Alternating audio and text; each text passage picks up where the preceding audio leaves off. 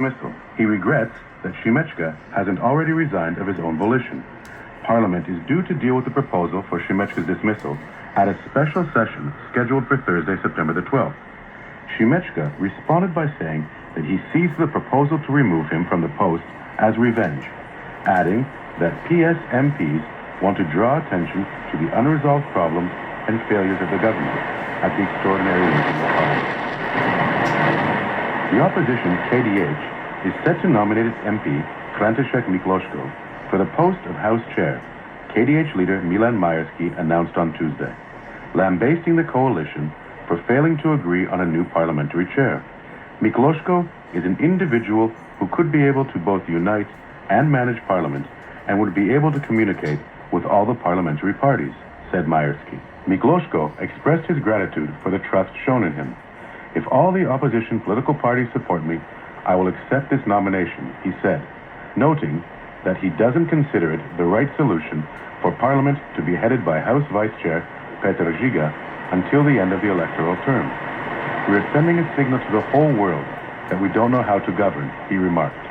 PS leader and House Vice Chair Michal Šimečka stated at a press conference that PS supports František Mikloško as a candidate for the House Chair post, as did opposition parties SAS and the coalition Slovensko za ľudí and KU. The recent bomb threats against schools, airports, and offices are a cyber attack, said Police Chief Ľudomír Solák, following a session of the Parliamentary Defense and Security Committee held behind closed doors on Tuesday. The police chief said that he informed the committee about the investigation into the threats, refusing to go into greater detail.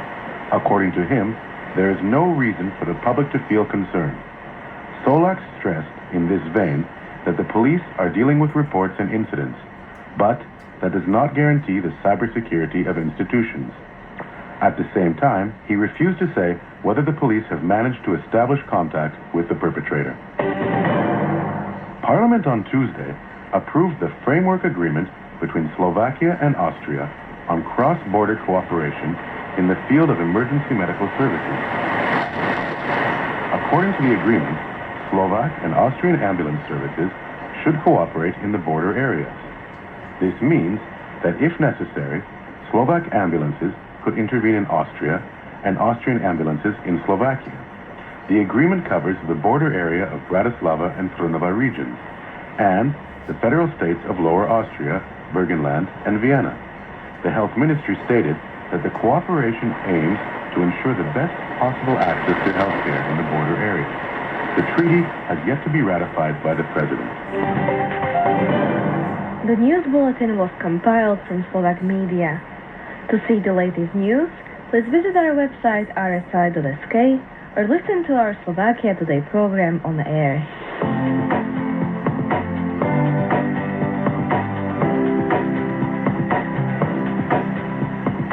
Hello and welcome to Radio Slovakia International. My name is Kamila Gaudiš, and along with Soundmaster Romana Šundelíková, we will be your host for our Wednesday edition of the Slovakia Today program. And the interviews with Mrs. Patricia Fogelová and Mrs. Veronika Segi-Gajer from the Slovak Academy of Sciences in Košice will offer an insight into local history focused mainly on Košice and the role people deported during the Second World War. Radio Slovakia International. Holocaust Memorial Day, or Holocaust Remembrance Day, is an annual observance to commemorate the victims of the Holocaust, the genocide of 6 million European Jews and millions of other ethnic, religious, and political Holocaust victims by Nazis. Primarily in Europe, have designated national days of commemoration. On the 9th of September, we commemorate the Memorial Day of the Victims of the Holocaust and Racial Violence in Slovakia, which refers to a specific event, the adoption of the so-called Jewish Codex. Dear listeners, the following song called or There is a Big House in Auschwitz, is a Romani lament related to the Holocaust. The authors of the lyrics and music are not identified. The song is traditionally passed to the next generation orally.